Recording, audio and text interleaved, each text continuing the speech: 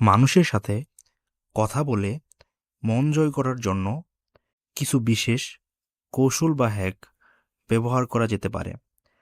আজকে আমি আপনাদের সাথে এরকম 5টি কার্যকর বিষয় নিয়ে আলোচনা করব। তো চলুন কথা না বাড়িয়ে শুরু করা যাক। 1 নম্বর, অ্যাক্টিভ লিসেনিং।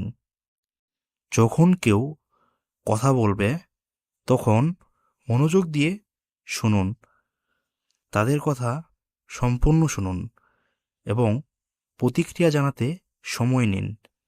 2 নম্বর, বডি ল্যাঙ্গুয়েজ।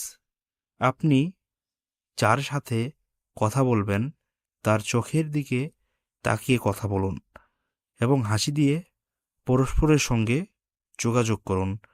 এগুলি আপনার আগ্রহ প্রকাশ করবে। 3 নম্বর, প্রশংসা বা সম্মান জানানো।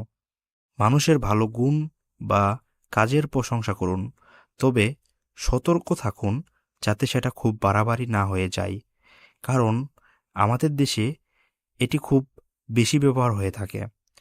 তাই সঠিক সময়ে প্রশংসা করুন, তাদের ভালো লাগবে। 4 নম্বর, কথা বলার সময় হাসি খুশি থাকুন।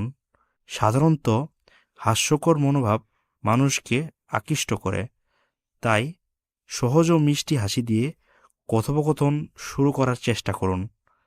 5 নম্বর, যোগাযোগ। অন্যদের সম্পর্কে জানুন এবং সেই অনুযায়ী তাদের সাথে কথা বলুন।